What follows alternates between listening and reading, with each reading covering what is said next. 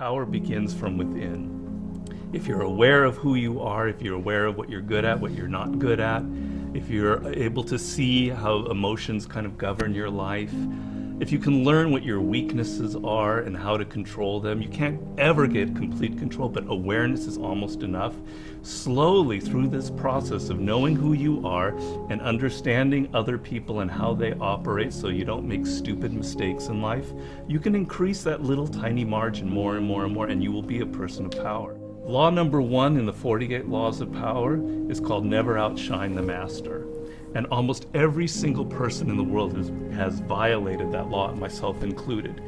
Basically how it works, you're so eager to impress your boss or whomever in your new job that you try so hard that you make him or her feel insecure. Like maybe you're younger and better than they are, and because of that, you're fired, or something bad happens to you, and you never know why. Do you think meditation is allowing you to make more interesting connections because of the quiet?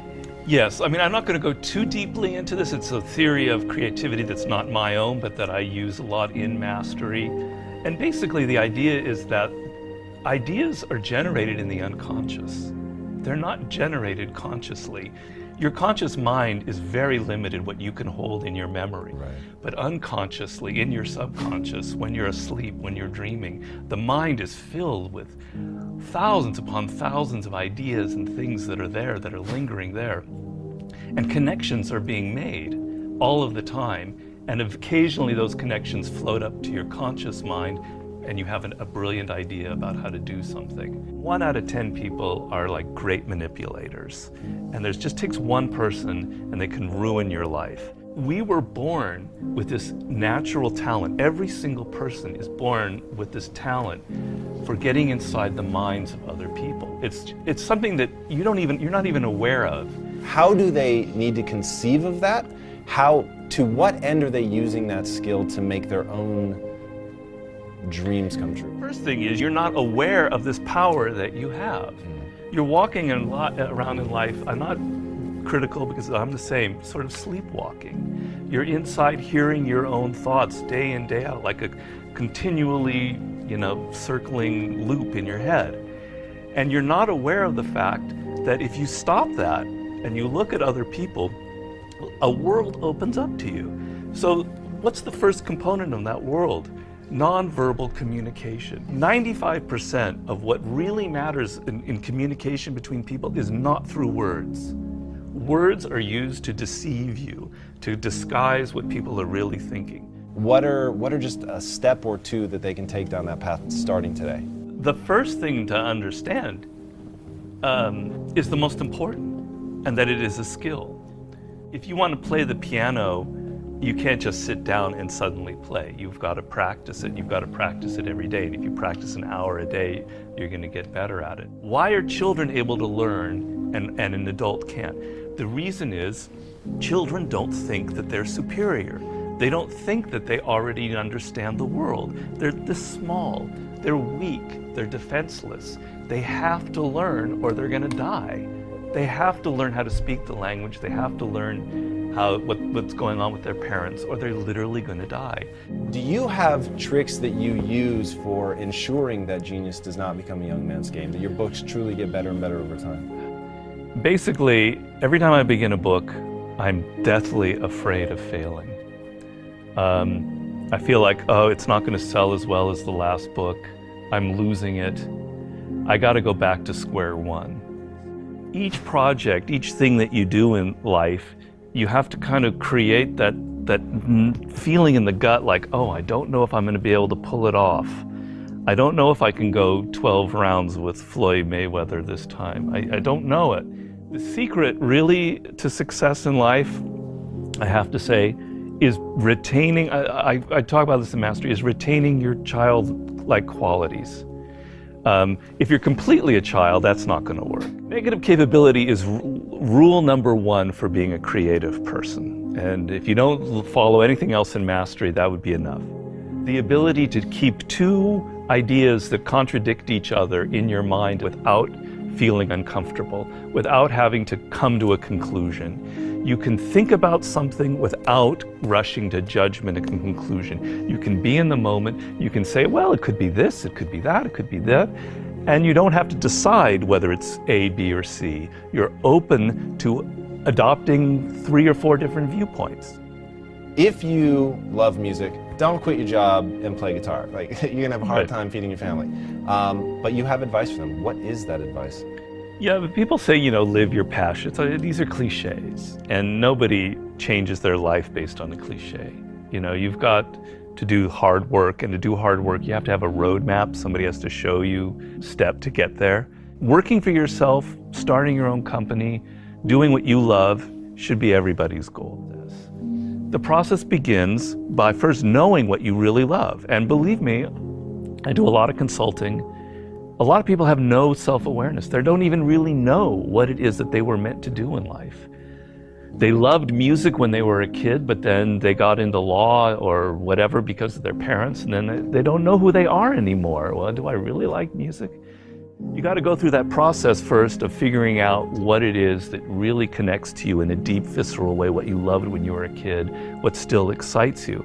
Once you go through that and you understand it and you've got some clarity about it, okay, how do I incorporate that in my life? So if you're 23 years old, it's a little easier. I love music, but I'm not a musician because I've not been practicing. I just love music. But I have a real good sense of business. I've been studying business and I have an MBA, etc. Okay, I've got to now find a way to craft a career that combines my knowledge of business and my love of music. And if I follow that and I do it smart and I plan it out, eventually what starts out with more business than music will end up becoming more creative as I get better and better at it. How do you prepare somebody to survive that initial stage of boredom and pain? Well, pain is great. You've got to embrace pain. Pain is pleasure. You've got to make the connection between the physical and the mental. Well, you know that when you're exercising, when you're running or you're working out or whatever, it hurts, but it leads to something pleasurable. You have to be able to translate that to mental things. And if you make that switch in your mind, it is mind-blowing what can happen to you. Who are the most messed up people in the world? Spoiled kids. Kids who are given everything, who have a rich father or mother and they don't have to work or try. They are the most messed up people you'll ever meet. Each person, I make this point in Mastery, is born unique. And it's kind of one of those cliches. Yeah. But there's science to it. The science is your DNA will never be repeated. The way your brain is wired will never be repeated. Your experiences in life, you're one of a kind. And it's an amazing thought if you think about it. Of all of the billions of humans that have lived and will ever live, there will never be anybody who is wired like you are wired. And the problem in life is as you get older, you can become more and more like other people. You spend a lot of your time thinking about what other people like, and you're not aware of what you like. You go into careers because you listen to other people. If you look at all of the brilliant people who've succeeded in life, if you look at a Steve Jobs, you look at an Elon Musk, etc., there's nobody else out there like them. You're never going to be able to pinpoint one other person like them. They are completely unique, and those are the people that end up having power in the world. So if you're going to be able to create that website, that blog, that whatever it is, that startup that is different, that has its own niche and reflects you, something good will happen from it. Control people's perceptions of reality and you control them. It's a great military strategy. Comes from the great Colonel Boyd, who invented what's known as the OODA loop. And he came up with the OODA loop, which means orientation, observation, decision, action. You have to observe what is happening, orient yourself into the context of it, decide what you need to do, and act. We want to believe that there are shortcuts to success. We want to believe we can take a drug or we can do something that'll make it quick and easy. But the truth is, it takes grit. It takes persistence. So it's hard to understand what could happen to you in 10 years in a visceral gut way of what it means to have failed in life. And to me, failure in life is not having money. It's not realizing your potential. You're 60 years old and you said, I could have been this, and I never did it. That's like the worst thought I think anybody can have.